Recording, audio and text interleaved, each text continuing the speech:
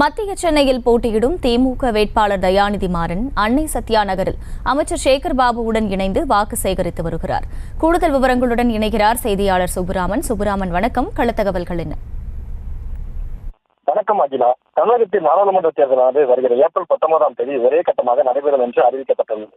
அந்த வகையில் அரசியல் கட்சிகள் தங்களது தேர்தல் பிரச்சாரத்தை மிக தீவிரமாக தேர்தல் பரப்புரையை மேற்கொண்டுள்ளனர்.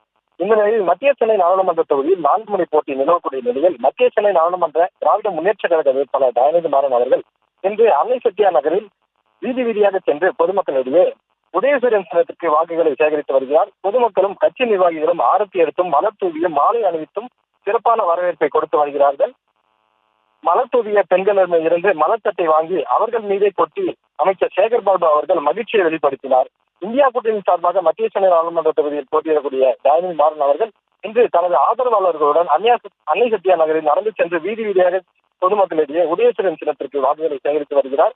திராவிட முன்னேற்ற கழக ஆட்சியில் நிறைவேற்றப்பட்ட சாதனைகளையும் திராவிட முன்னேற்ற கழக தேர்தல் அறிக்கையில் கூறப்பட்டுள்ள தேர்தல் வாக்குறுதிகளையும் பொதுமக்களிடம் எடுத்துக் கூறி உதயசூரியன் சின்னத்துக்கு வாக்குகளை சேகரித்து வருகிறார். இந்த வாக்கு சேகரிப்பில் அமைச்சர் சேகர் பாபு உள்ளிட்ட கட்சி நிர்வாகிகள் உதயசூரியன் சின்னத்திற்கு சேகரித்து வருகிறார்கள். செய்தியாளர்களிடம் பேசிய தயாநிதி மாறன் அவர்கள் திராவிட முன்னேற்ற கழக கூட்டணி 40 தொகுதிகளிலும் வெல்லும் என்று நம்பிக்கை தெரிவித்துள்ளார். விவரங்களுக்கு நன்றி சுப்புராமன். செய்திகளை உடனுக்குடனும் துல்லியமாகவும் தெரிந்து கொள்ள சப்ஸ்கிரைப் பண்ணுங்க.